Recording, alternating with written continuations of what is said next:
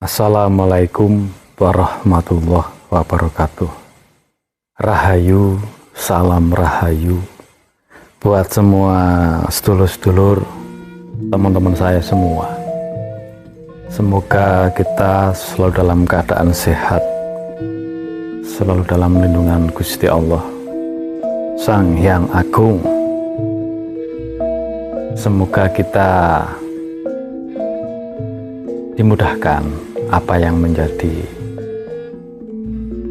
perjalanan titah buat sedulur-sedulur, buat sanak katang kulo yang masih selalu nyimak di perjalanan kami, yang di sini juga mungkin hanya dongeng karena masih suruh dongeng dalam babagan lelaku lampah, yang di situ bocah angon sang kinasih satria biningit. Banyak para satria yang terbingit yang di situ ditugaskan untuk mengemban amanah luhur agung Nusantara ini, tanah Jawi ini. Semoga panjenengan semua selalu dalam keadaan sehat, selalu istiqomah, dan selalu amanah.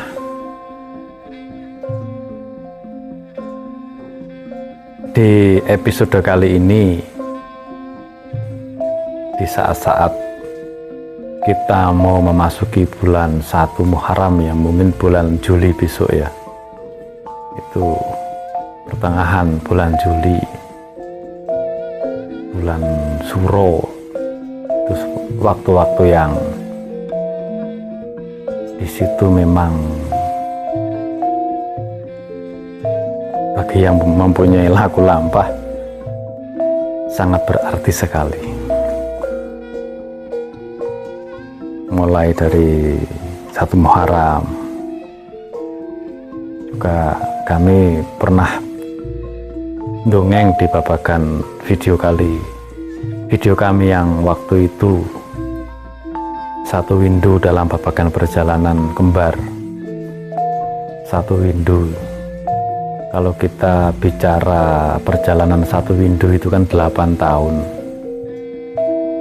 tapi bahkan buat semua titah yang diperjalankan dalam babagan Bocah Angon, Ratu Adil, itu kan sistem ya, konsep alam ini lebih dari itu. Tapi mungkin yang disebut 8 tahun itu saat-saat memang dari alam luhur semua, dari alam kadewatan itu memang sudah tahu atau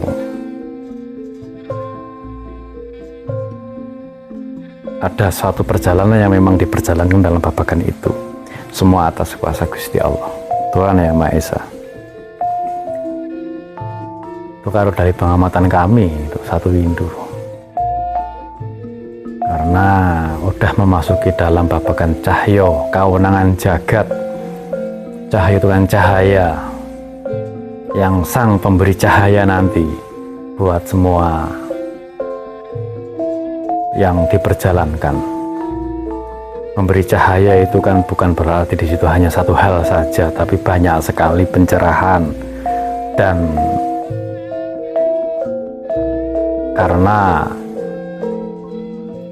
tidak bisa dipungkiri dalam babagan perjalanan itu juga hubungannya, kalau kita membahas Ratu Adil atau Satria Biningit juga pasti ada embel-embelnya. Apa itu embel-embelnya?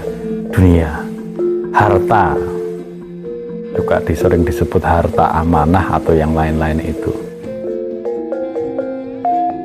Nah, itu kan ada di konsep perjalanan Bocah Angon, Sang Kinasih Satria Agung atau Al-Mahdi. Kalau kita bicara Dewi Pertiwi yang hubungannya sama Ratu Ningratu, itu kan yang memegang tangkai pelangi. Kalau tangkai pelangi itu menyala ya warnanya putih. Tapi kan pada hakikatnya pada dasarnya pelangi itu kan warna-warni, ada merah, ada kuning, ada hijau, ada ungu. Kalau yang namanya pelangi kan warna-warni, tapi yang pegang tangkai pelanginya itu adalah ya Dewi Pertiwi yang ketitah sewu siji laku, sewu siji perjalanan, yang di situ memang juga dikonsep manunggal sama babagan cahyo kawenangan jagat. Itu kan urusannya sama Dewi Pertiwi, Ibu Bumi. Juga di situ ada Bopo Angkoso, Sabdo Palono Yakingkong.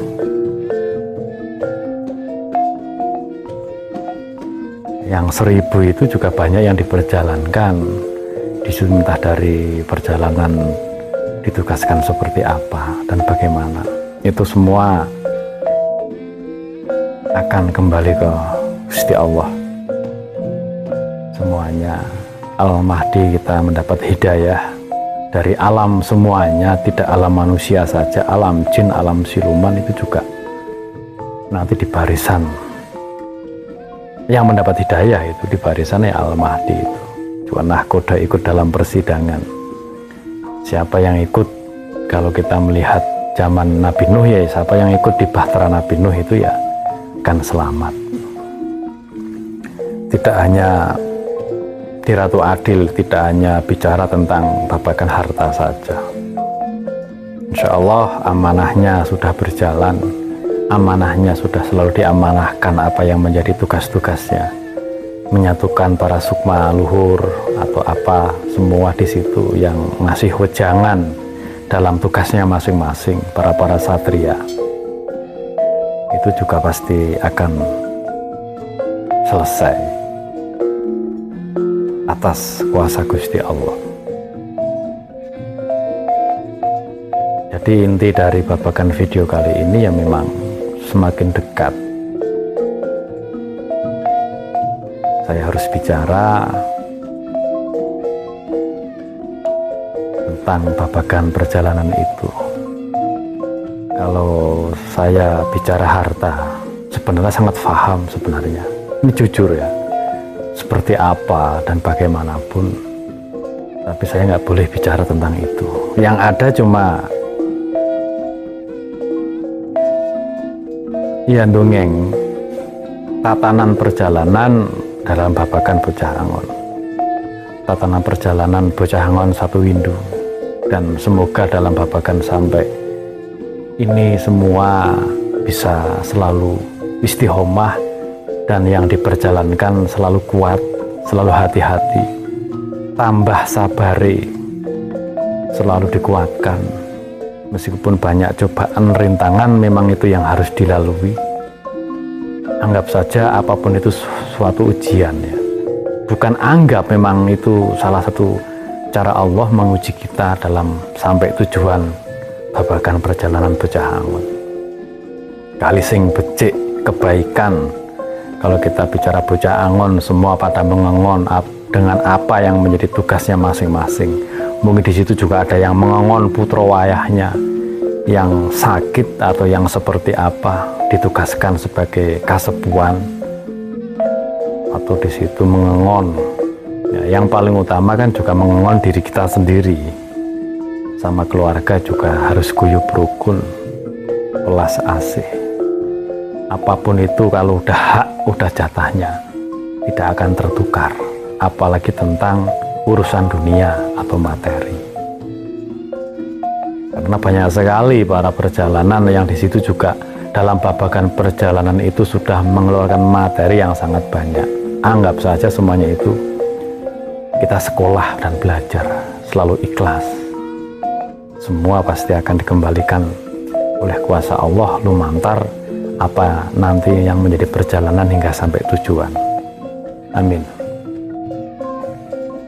Mungkin cukup ini yang bisa saya sampaikan. Jadi dalam babagan perjalanan ini, tatanan satu windu perjalanan Bocah Angon, Sangginasih, semuanya ini memang udah semakin dekat. Yang paling utama kita semua selalu dalam keadaan sehat, diberi keselamatan, waras selamat, itu yang paling utama. Itulah harta yang paling berharga buat diri kita. dan keluarga hingga anak turun kita. Insya Allah kita selagi hidup di alam dunia, Gusti Allah pasti memberikan rezeki buat kita. Meskipun di situ banyak cobaan ujian, kita harus berjuang. Memang sudah menjadi kodrat manusia, kita harus selalu berjuang hingga di situ bertemu cahaya kewenangan jagat, Al-Mahdi hingga Imam Mahdi. Kita selamat dunia akhirat. Itu yang diharapkan dalam kehidupan ini. Amin. Cukup sekian. Assalamualaikum warahmatullahi wabarakatuh. Salam Rahayu.